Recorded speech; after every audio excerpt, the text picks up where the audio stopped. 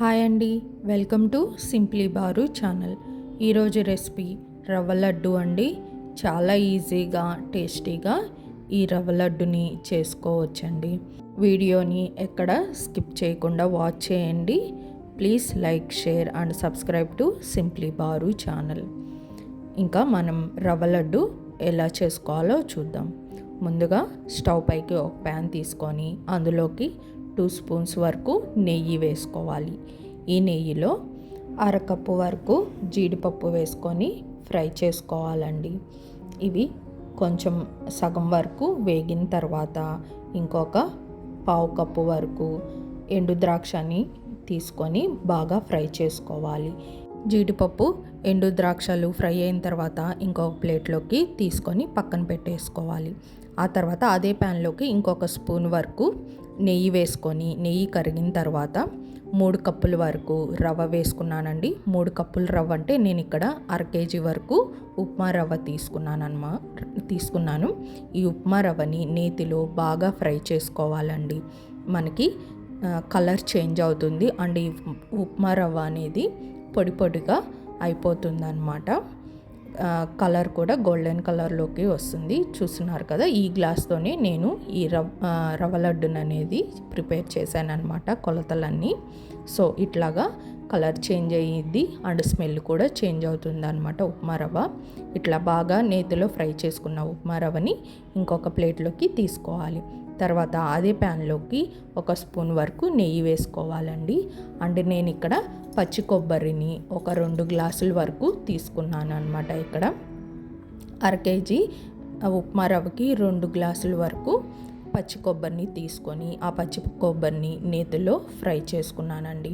పచ్చి కొబ్బరి ఇలాగా పొడి పొడిలాడుతూ అండ్ లైట్గా కలర్ చేంజ్ అయ్యేంత వరకు ఫ్రై చేసుకొని పెట్టుకోవాలన్నమాట. ఆ తర్వాత ఇది చూసారు కదా, ఇది బాగా డ్రైగా వచ్చేసింది. ఈ కొబ్బరి తురుముని కూడా ఇంకా రవ్వలోకి వేసుకొని బాగా కలుపుకోవాలండి. కొబ్బరి తురుము అంటే నేను పచ్చి కొబ్బరిని ముక్కలుగా చేసుకొని మిక్సీ గిన్నెలో వేసుకొని కొంచెం పొడి పొడిగా చేసుకున్నాను అనమాట.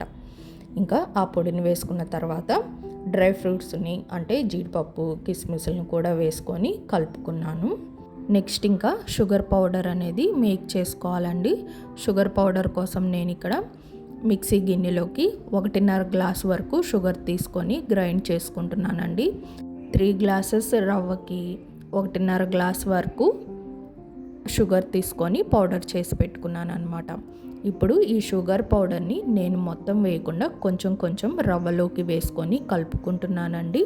ఆ తర్వాత రవ్వలోకి ఈ షుగర్ పౌడర్ అంతా బాగా కలిసిన తర్వాత టేస్ట్ చెక్ చేసుకొని ఆ మిగిలిన కొంచెాన్ని కూడా వేసుకోవాలన్నమాట. ఒకేసారి వేసుకుంటే షుగరు ఎక్కువ అయ్యే ఛాన్సెస్ ఉండిద్ది.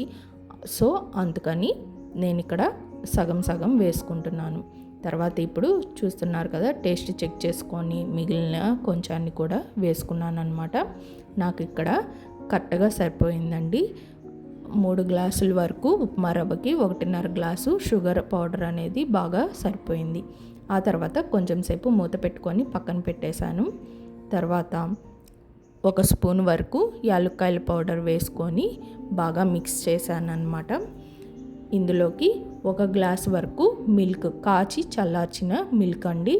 మరీ చల్లటి మిల్క్ అయితే కాదు, ఇవి గోరువెచ్చని మిల్క్ని వేసుకొని బాగా కలుపుకున్నాను.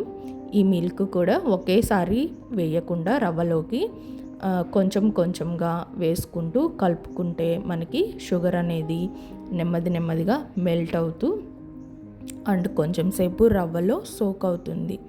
ఇట్లా సోక్ అవటం వల్ల కొంచెం ఈ రవ్వ అనేది బాగా సాఫ్ట్గా అయిపోతుంది అనమాట. మనకి రవ్వ లడ్డు కూడా చాలా టేస్టీగా వస్తుంది.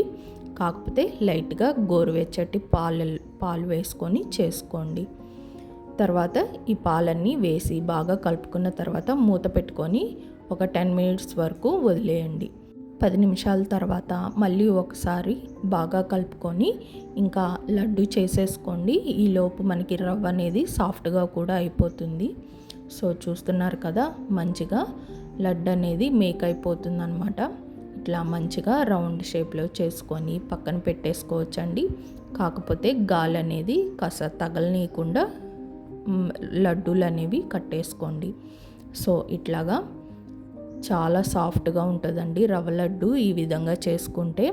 అండ్ మిల్క్ కూడా కొంచెం ఎక్కువ వేసుకోవటం వల్ల చాలా సాఫ్ట్గా ఉంటుంది ఎక్కువ రోజులు.